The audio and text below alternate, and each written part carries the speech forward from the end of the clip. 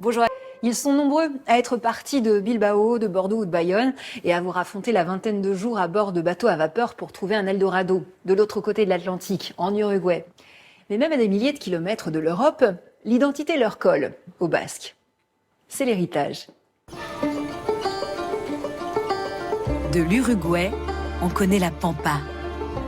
Immense plaine habillée de verdure, royaume des cow-boys sud-américains, les Gauchos.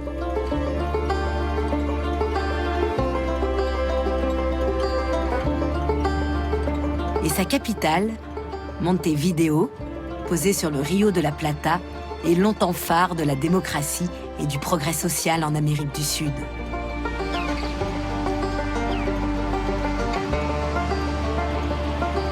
Presque une incongruité sur ce continent à la vie si mouvementée que le pays attribue à une de ses communautés pionnières des hommes et des femmes réputés travailleurs et honnêtes, venus du Pays basque français et du Béarn au XIXe siècle.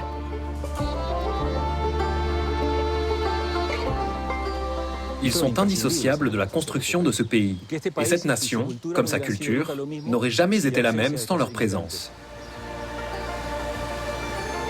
Des hommes sans terre, débarqués sur une terre sans hommes, libres de bâtir leur fortune et leur petit paradis.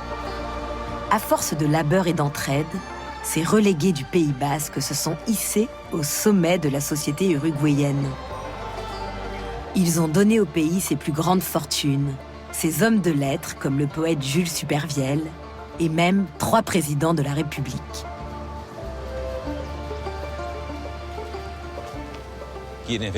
Quiconque arrivait depuis l'Europe par la mer apercevait d'abord, de Montevideo, ce mont du Cerro.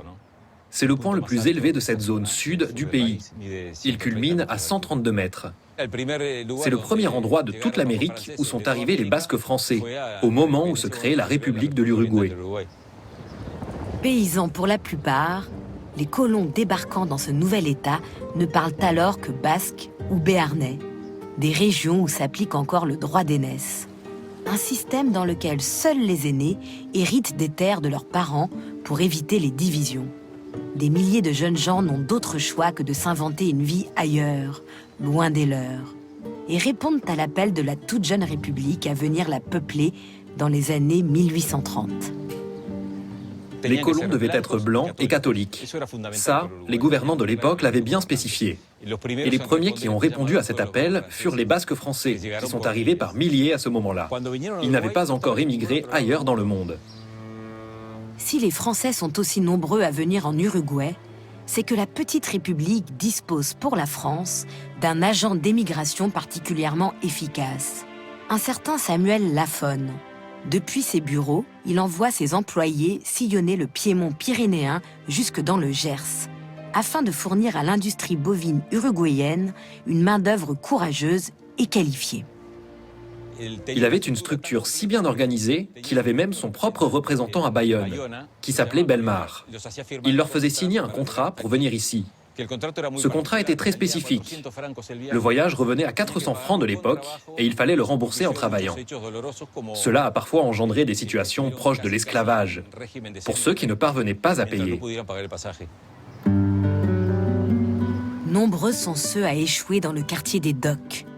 Ils vendent leurs bras à la journée ou à la semaine dans les usines de salaison de viande et dans les abattoirs, dont le bâtiment démesuré domine toujours le port. Loin des réseaux de solidarité de leur village, les jeunes Pyrénéens viennent gonfler les quartiers surpeuplés d'une cité en plein essor, concentrée autour du noyau historique de la place de la Constitution.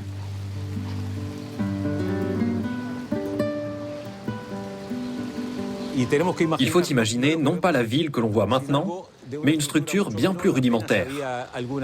Il y avait à peine quelques maisons de 2 étages.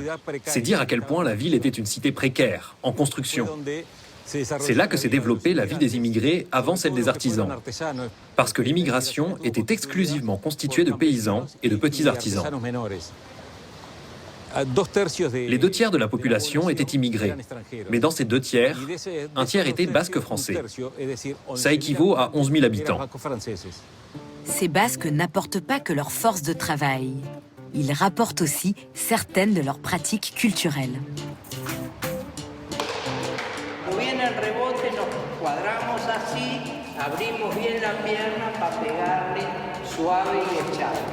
Dès la seconde partie du XIXe siècle, fleurissent d'innombrables trinquets.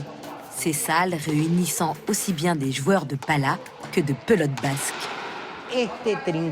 Ce trinquet a 125 ans. Ce sont les descendants des Basques qui ont continué à diffuser la pelote ici.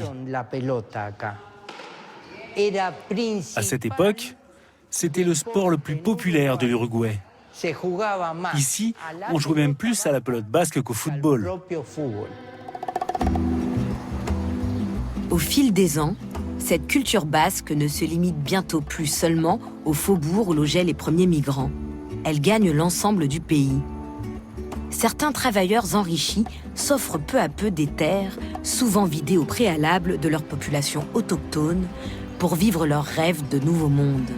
À l'instar de la famille Irurtia, qui fonde un domaine viticole à Carmelo, à l'ouest du pays.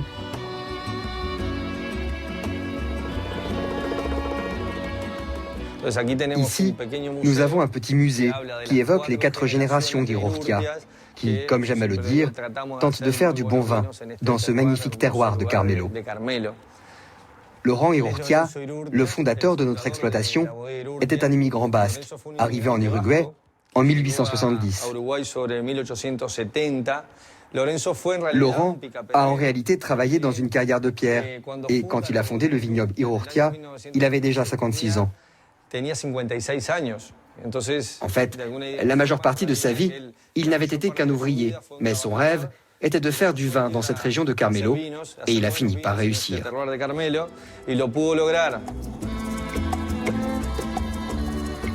S'étendant sur plus de 18 hectares, le domaine familial de Marcelo Irurtia fait travailler jusqu'à une quarantaine de personnes.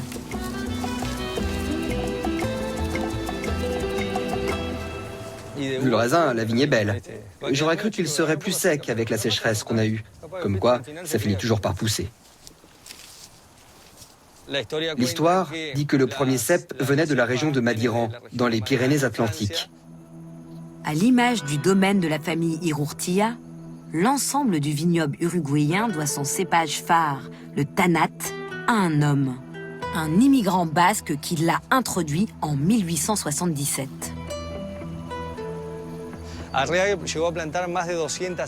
Arriague a planté plus de 200 hectares plus au nord, dans la zone de Salto. C'est l'une des plus grandes exploitations qui ait existé. Malheureusement, ses pieds ont été affectés par l'épidémie de phylloxéra. Le phylloxéra est un insecte qui s'attaque aux racines de la vigne. La vigne a été décimée, aussi bien en Europe qu'en Amérique. Celle d'Ariague aussi, sauf qu'ici, la variété Ariague, ou Tanat, avait eu le temps de se répandre à travers tout le pays. Par sa bonne adaptation et la qualité des vins qu'elle donnait, c'est devenu la variété la plus importante d'Uruguay. C'est ainsi que ce raisin rouge, devenu confidentiel dans son pays d'origine après l'épidémie de phylloxéra, représente aujourd'hui le quart du vignoble uruguayen. Le climat uruguayen est idéal pour extraire le meilleur du Tanat, parce qu'il permet de développer à la fois les arômes typiques qu'on n'obtient qu'avec ce climat et la belle couleur de cette variété. Le Tanat est une variété que l'on doit aux Basques. C'est un patrimoine basque qu'aujourd'hui, l'Uruguay s'est approprié. Au fil des ans, le statut des immigrants français évolue. Avec les arrivées massives d'Italiens et d'Espagnols à la fin du XIXe siècle, les Basques et les Béarnais sont désormais perçus comme les membres d'une des communautés fondatrices du pays. Dans les villes comme Montevideo, de grandes dynasties se créent. L'une d'elles, la famille Supervielle, vit toujours à Pocitos, élégant quartier du centre de la capitale. Elle a vu naître de grands banquiers et le poète uruguayen de langue française, Jules Supervielle. Je suis descendant du premier Supervielle qui est arrivé depuis le Pays basque français et le Béarn en 1865. C'est dire à quel point il y a aujourd'hui de nombreuses générations de Supervielle en Uruguay.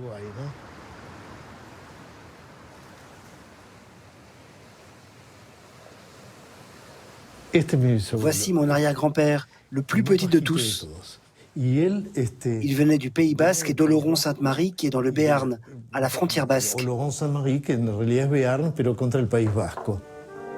Aîné d'une famille d'horlogers, le premier Supervielle exploite le savoir-faire familial dans la fabrication de coffres-forts et finit par fonder une première banque en 1887 pour servir les intérêts de sa communauté.